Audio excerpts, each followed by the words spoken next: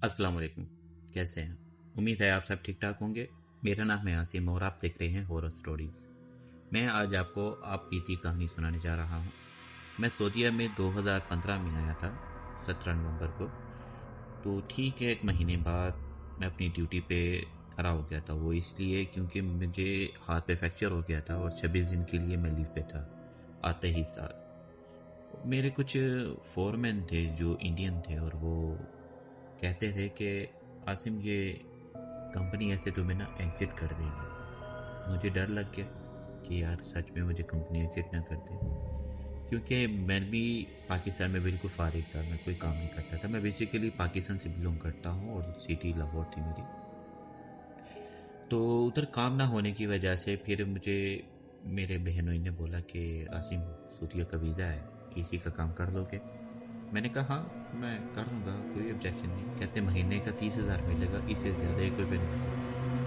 मैं तो बहुत खुश था। मेरे लिए तो 30,000 भी बहुत बड़ी नेमत है, अल्हम्दुलिल्लाह। तो मैंने एग्री हो गया, मैंने हाँ कर दी। तो खैर 2015 नवंबर में मेरा वीज़ा लग गया और मेरी टिकट थी सियालकोट से सऊदी अरेबिया रियाद में मेरी टिकट थी। तो मैं 17 को मैं सऊदी आ गया है। फिर उसके बाद कुछ हुआ ऐसा कि मेरा हाथ फ्रैक्चर हो गया काम के दौरान और पाकिस्तान में मेरा एक्सीडेंट भी हो गया था।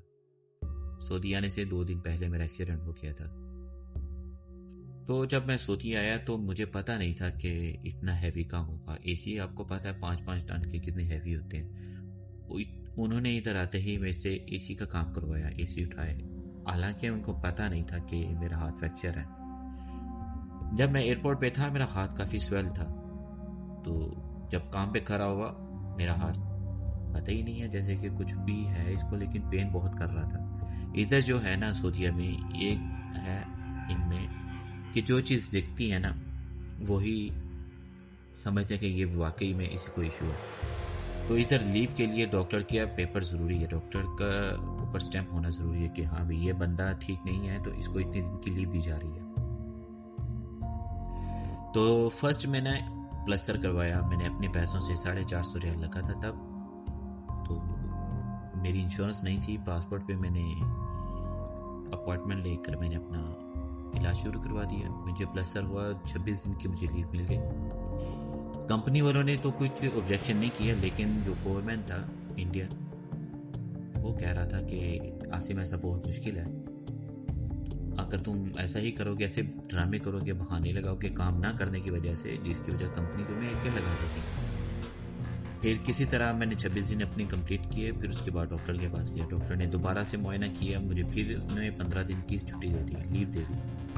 इस बार मैंने लीव नहीं एक्सेप्ट की। मैंने कंपनी को पेपर दे दिया था, लेकिन मैं ड्यूटी जाता था, बस थोड़ा बहुत काम कर लिया, सिर्फ काम समझ जाऊँ थोड़ा सा, यही मेरे लिए बहुत था। रियाद में एक रोड है जिसे मलकफात रोड बोलते हैं। उधर एक बिल्डिंग थी, एक नहीं दो बिल्डिंग थी जहाँ पे हमारा प्रोजेक्ट चल रहा था।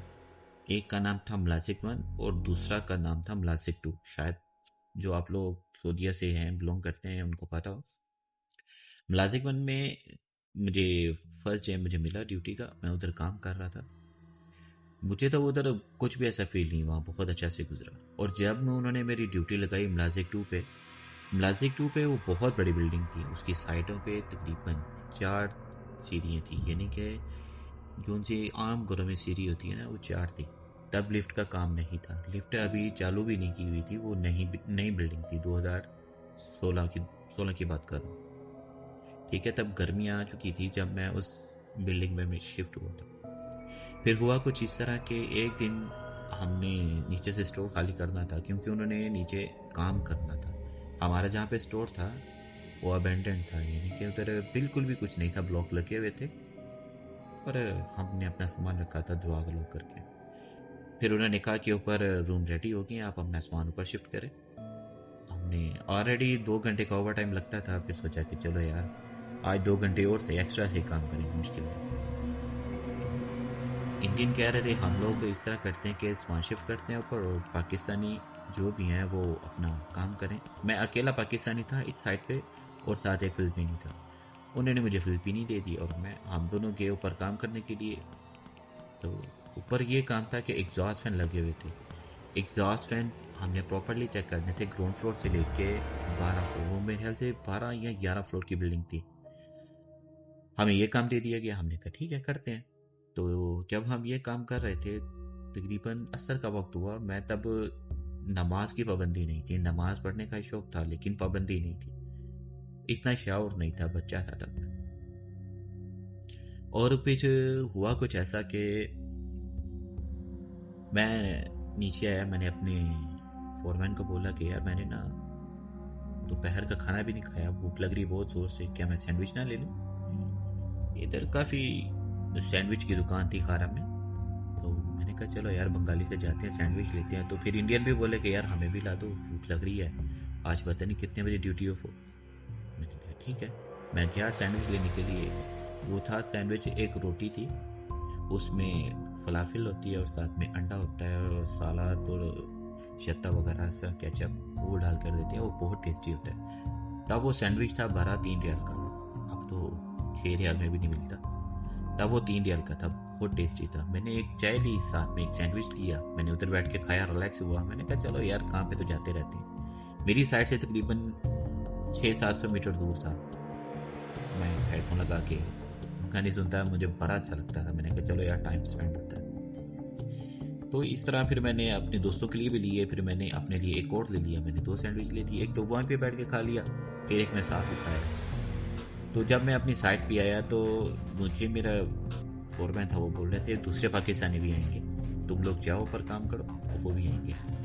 تو فلپینی تو اوپر تھا، وہ ایک دم سے نیچے آ گیا تھا. اس نے مجھے بولا کہ میں نا واش روم کرنے آیا. میں نے اس کو بولا کہ یار تم اوپر ہی واش روم کر لیتے، تمہیں پتہ ہر جگہ میں واش روم بنا ہوا. کہتا نہیں یار اوپر اندھیرا تھا، مجھے نظر نہیں آ رہا تھا. میں نے کہا چلو یار نیچے ہی. ٹھیک ہے. مجھے کیا پتا بیچ کی بات تھی. پھر مجھے انڈین بولا کہ قاسم تم اس طرح کرو، اوپر اس کے ساتھ ایگزاسٹ فین چیک کرو، پھر اس کے بعد پاکستانی دوسرے بھی آئیں گے، وہ بھی اپنا کام کریں گے. میں نے کہا وہ کیا کام کریں گے؟ وہ کہہ رہے تھے اے سی کے کنیکشن کرنے ہیں، ابھی وہ ملازم بند پہ کام کر رہے ہیں. میں نے کہا ٹھیک ہے نو پرابلم. تو ہم اوپر چلے گئے دوبارہ سے 10ویں فلور پہ. سیڑھیاں تھی، لفٹ تو تھی نہیں.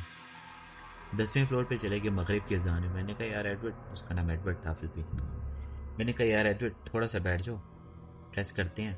تو کیا کسی کو پتہ چلے گا 10ویں فلور پہ ہیں، ویسے بھی مغرب کی اذان ہو رہی ہے، اب بیٹھ کے آرام سے سننی چاہیے. مغرب کی اذان ختم ہوئی تو ایسا لگا جیسے 2 فلور نیچے سے نا کوئی اوپر آ رہا ہے. آواز تو میں نے سن لی تھی. وہ آواز تھی ہمارے 4 دوستوں کی جو پاکستانی تھے، جنس کا بولا تھا کہ وہ آ رہے ہیں ملازم بند سے. وہ آپس میں دیکھ رہا تھا، وہ باتیں کر رہے تھے کہ یہی اوور ٹائم کے بارے میں کہ یار اس بار سیلری بہت اچھی آئے گی، اوور ٹائم لگ رہا ہے. تو پتہ نہیں کیوں یہ اوور ٹائم لگا رہے ہیں، یہ حیرت تھی. وہ اس وقت میرے خیال سے 5 سے 6 بجے کا ٹائم تھا. گرمی بہت تھی، ہوا چل رہی تھی بہت اچھی. بلڈنگ کھلی تھی، ابھی بنی نہیں ہوتی. آواز ان کی آتی پھر اوپر سے 2 نہیں 4 جتنے کی آواز ہوتی. وہ 4 دوست میرے اپنے تھے، مجھے ان کا نام بھی پتا تھا. میں نا جس سیڑھی سے وہ آ رہے تھے میں ادھر بیٹھا ہوا تھا. ہم دونوں بیٹھے باتیں کر رہے تھے. تو وہ ہمارے پاس سے گزر کے اوپر چلے گئے. اوپر جا کر 11ویں فلور پہ ان کی آواز بند ہو گئی. اوپر کا ڈور بند تھا تو آواز بھی بند ہو گئی. میں نے کہا یار ان کی آواز نہیں آ رہی ہے، کیا یہ اندر چلے گئے ہیں؟ وہ کہہ رہا تھا کہ ڈور کھلنے کی آواز نہیں، تو وہ کیسے اندر چلے گئے؟ میں نے کہا اچھا. میں نے فون کیا. میں نے کہا ظہیر بھائی آپ آ گئے یار بلڈنگ میں، تو آپ نے مجھے بتایا بھی نہیں. ہم لوگ تو 10ویں فلور پہ کام کر رہے، 11ویں فلور پہ کیا لینے چلے گئے؟ وہ کہہ رہا تو میں تو ابھی اپنی بلڈنگ میں کام کر رہا ہوں. میں نے کہا نہیں یار ابھی میں نے آواز سنی. وہ کہتا ہے یہ دیکھو جنید بھی میرے پاس ہے، ذیشان بھی میرے پاس ہے اور ماجد بھی میرے پاس ہے. میں نے کہا اچھا. میں نے کہا تو پھر ادھر بلڈنگ میں کون گیا؟ کہتا ہے پتہ نہیں، تمہیں وہم لگا ہوگا. میں نے کہا نہیں یار میں وہم چلو میرے اکیلے کا ہو گیا، لیکن جو میرے ساتھ ہے فلپینی اس کا وہم تو نہیں ہو سکتا. کہتے نہیں تم دیکھو کوئی اور نہ ہوگا. میں نے کہا ایسا پاسبل نہیں ہے. تو جب اس نے یہ بتایا نا کہ ابھی بھی ہم ملازمن پہ ہے، پہلے تو مجھے اس کی زبان پہ اعتبار نہیں تھا کیونکہ وہ مذاق کرتے تھے. تو پھر میں نے ایک بار سوچا کہ یار میں نے کال کیا، آدمی تو ادھر ہے، دروازے سے باہر تو نہیں گئے، فلور پہ انٹر نہیں ہوئے. پھر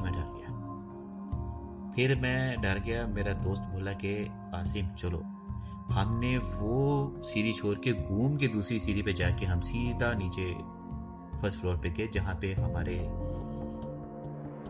फोरमैन थे, वो काम कर रहे थे इंडियन, तो हम उधर चले गए। तो फिर मुझे उस लड़के ने बताया कि मैं इधर काम कर रहा था, मैं वॉशरूम के लिए नीचे नहीं आया था, मुझे एक बच्चे की आवाज़ आई थी जो खेल रहा था, हंस रहा था। मैंने उसके पीछे गया, मैंने कहा देखो तो सही ये कौन सा बच्चा है। अभी कॉरिडोर में आया था, तो कॉरिडोर में वो मुझे देख के ना स्माइल करके भाग गया रूम में। मैंने कहा ये कहाँ से आ गया। फिर वो अंदर गया, देखा तो अंदर कोई भी नहीं था। उसने सारे रूम चेक किए। वो बहुत बहादुर था, ना डर था, तो वो भी डर के भाग गया। कह रहा मैं इसलिए नीचे आया था, मैंने तुम्हें इसलिए नहीं बताया कि कहीं ये ना हो कि तुम भी डर जाओ मेरी तरह।